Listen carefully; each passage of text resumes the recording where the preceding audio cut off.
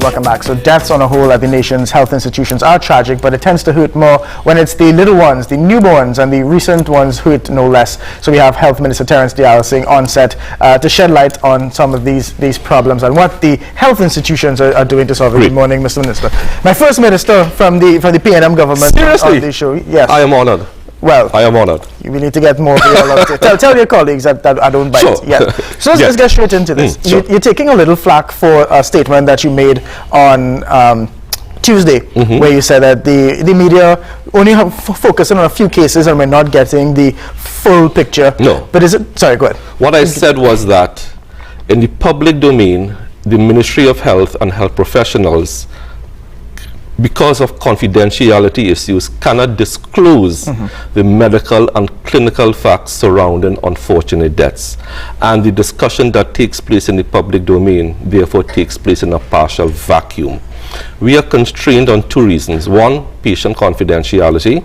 And two, just in case this thing should go to litigation, we don't want to be accused of adding to pre-trial publicity. Right. And that is the point I made.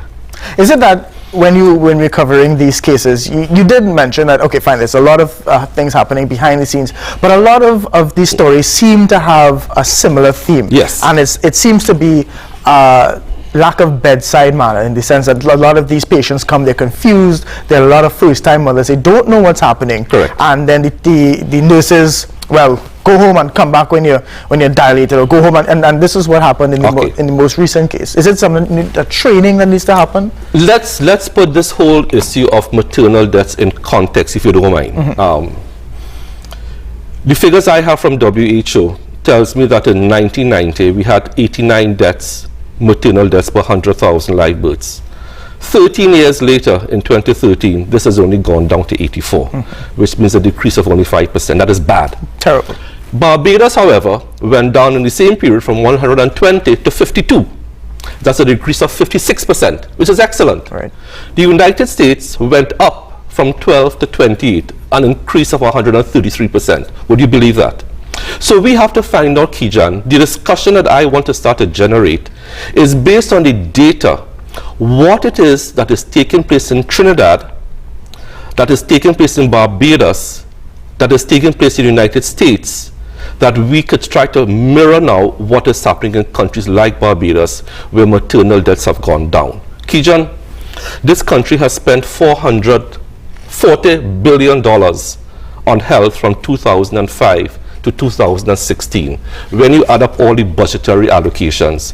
And I ask the question, for the users of the healthcare system, which are the patients, and the providers, which are the doctors and nurses, if you ask them, have you seen any improvement? The answer is no. Right. But that seems to be an anecdotal sort of answer. No, this is real. And that is why this examination of the healthcare system and the RHAs under the Office of the Prime Minister, chaired by Dr. Winston Welch, is so timely. We cannot be spending $40 billion over a 11-year period and not see the tangible results that we will want. But this is not the first time we've had a task force coming out and but the difference now is their terms of reference are to look at the RHAs, not only the legislation, but the resources, manpower, equipment, infrastructure, and make recommendations by the first quarter, basically, of 2016. It's very short. Now, Kijan, what happens to them after that? And what happens after that, there's going to be a whole public consultation on health, and then to see what we can implement.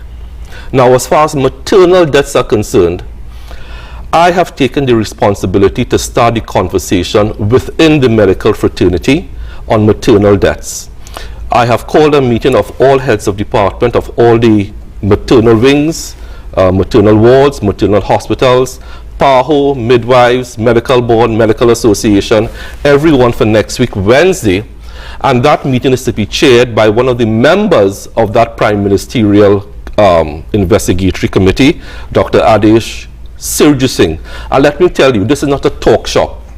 Well, that's exactly what I just wrote down here in my notes. It is not a talk shop. We are going to be taking all the reports from the Ramsey death in San Fernando to the Kayleen Hines, all the reports. But the difference is we are not discussing the reports. we are discussing for the first time the recommendations and what policy prescriptions we need to put in And that's place. exactly where I was going with Yes. this. Because we seem to talk, That's right, and I agree with you. And why is it that we don't just put policies in place? That's right. I'm not saying throw anything at the wall Yes. and see what sticks, but at least some That's right. things, there has to be some consensus. And Keishan, you are spot on. And what this roundtable discussion is on Wednesday is not to discuss the reports. The letters of invitation have made that perfectly clear. We are discussing the recommendations coming out of those reports and what policy changes and what policy adjustments need to be made. And where does the union fall in this? Because anything you implement, any kind of change, anything that happens there, the union will kick up and say, well, we weren't consulted, no matter how much consultation, and there's protest thing, and it goes right back to square one. How do you do that? I do not think the unions are going to object to any meaningful change that will benefit society. But we could only bring about meaningful change if we have the data in front of us. And Kijan, the WHO report that came out just yesterday backed up a claim I made on Tuesday that 1 in 4 maternal deaths worldwide are due to pre-existing conditions like diabetes, hypertension, obesity, but the WHO report also spoke about malaria, which we don't have, and HIV/AIDS. But we have caught that if we had all the policies in place where as soon as his mother comes in, yes, you look for all of that. That's right. And then there's a policy in place. That's right. So that we know we don't send her home just because she's not one dilated. of the possible policy prescriptions could be mandatory screening for things like diabetes. We don't have those policies in place, Kijan. And that is what I'm saying, that the discussion that takes place in the public space does not need to start from a point of view of accusing doctors and nurses of negligence, but we need to understand the dynamic of society. We are an unhealthy society. You know what is being discussed in Guyana right now at a Quartet meeting? Childhood obesity in the Caribbean. I just got a text from Dr. James Hospitalis about that. That is one of the major topics. We have a serious problem with obesity, a serious problem with diabetes, serious problem with hypertension. So so the ministry is not going to say, okay, we have an unhealthy population. We are going to say, okay, we have an unhealthy population, and the ministry's response to this now has to start with education. On the flip side, you can't deny that there are some doctors who need to be punished. There are some times where you hear these stories and there's no way that this doctor was probably juggling too many things at one time, going from his private practice to the public service, and a lot of these times the minister always seems to be taking the doctor's side, whether or not you are. It appears to be. And is it time that you also start clamping down on the doctors and the professionals in the services themselves? And this speaks to the whole issue of retention and training of our doctors, especially at the postgraduate level.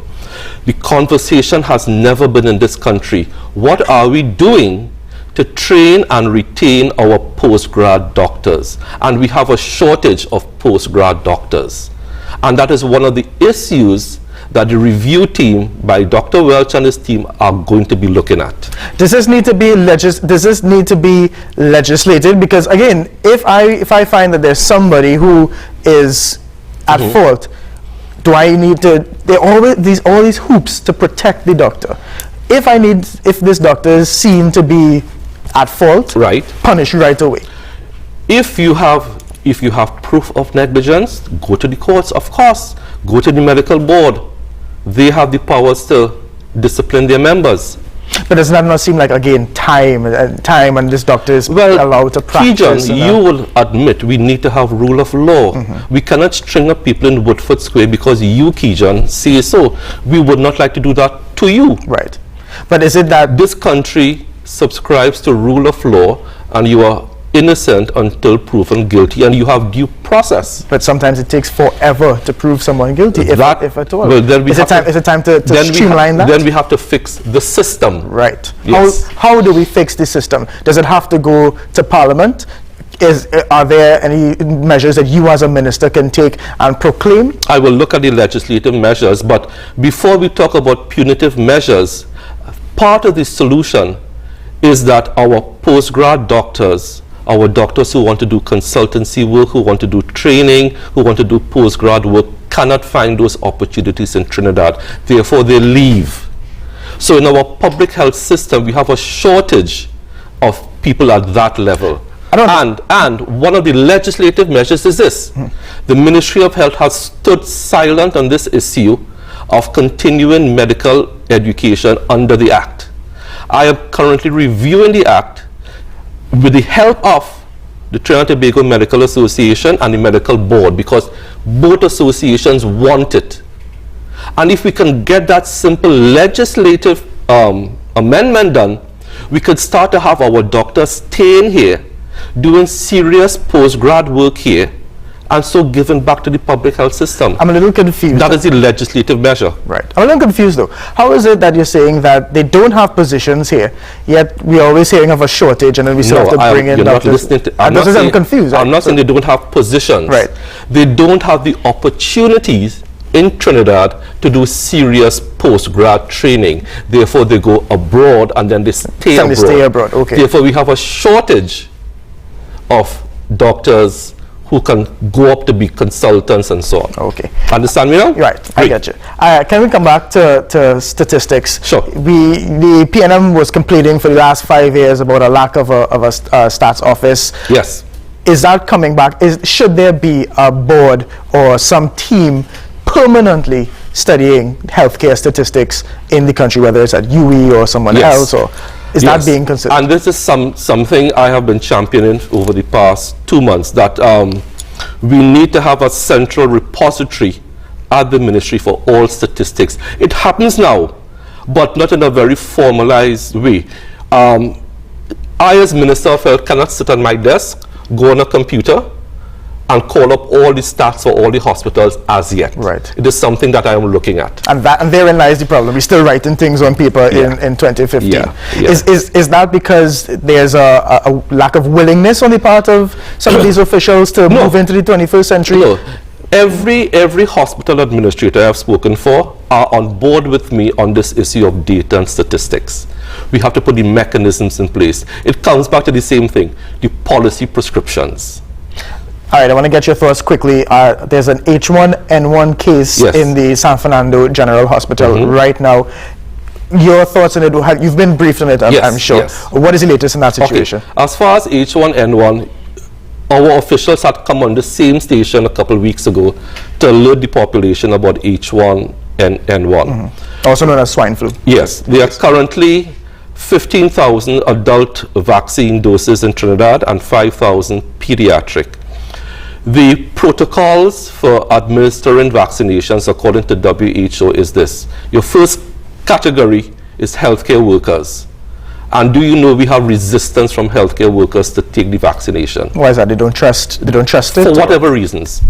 The second subpopulation are your pregnant women. Third subpopulation will be children below the age of 2, adults over the age of 65, and then you're immunocompromised. So for instance, Kijan, if you look at you, healthy adult. I will be in the last section. But if you are taking medication for asthma, if you are taking medication for arthritis, especially steroids, you are immunocompromised. Right. You now fall into that high-risk category. People with metabolic disorders like diabetes are high risk. So we are alerting the population, which subpopulation do you fall into that are high risk, and you need to access the vaccinations which are in health centers and so on. So you're recommending now that everybody go out and get this vaccination? No, I am recommending not 1.3 million go out. Right. I am recommending that the subpopulations, first subpopulation to be vaccinated, healthcare workers. Pregnant Second subpopulation, pregnant women. Third subpopulation, anybody with metabolic disorders, especially diabetes. What about children, who are the grossest ones who sneeze and touch everything? Children under the age of 2 need to be vaccinated, and adults over the age of 65, because those are the two main subpopulations who are immunocompromised. All right, so we have just about 1 minute left. Zika, now a thing. Yes. And thank you to whoever named that. It is so much easier than chikungunya. Zika is named after an African word meaning overgrown. It was found in overgrown bushes. And Zika the African name for overgrown. The Ministry of Health from Monday will be coming out with a full Zika education awareness program. What I can tell the population now, Zika is carried by the same vector as dengue, as chikungunya, but the symptoms are much milder than chikungunya. However, the education program starts on Monday, because I was shocked to learn that Zika could have been in Trinidad for over a year and there was no public alert. When I heard about this 2 weeks ago, I immediately spoke to CAFA, Dr. James Hospitalis, about it. He advised me that there was one case confirmed in Suriname. So Trinidad and Tobago, we have now confirmed, I think, one, and we are going to be rolling out our public education program for Monday, and I hope you accommodate them here. Of course, so that's one confirmed case, but apparently, right. Apparently, yes. I mean, at least we don't have the outbreak that we had last year, so but thank God for this that. is a public health concern, and the main defense against Zika, chikungunya, and dengue is who? You take care of yourself. Public. Yeah. Go to your surroundings. The government, the state, can't spray all the time. It does not make sense. Personal, you see what the Prisons Commissioner was speaking about? Personal responsibility. This is a public health issue, and I want to focus on the word public. The public needs to take some responsibility. That's your first line of defense. Terrence Deyalsingh, thank you very much. My First pleasure. Minister, bring some of your friends on the show. Not a problem. News is next. We'll be right back.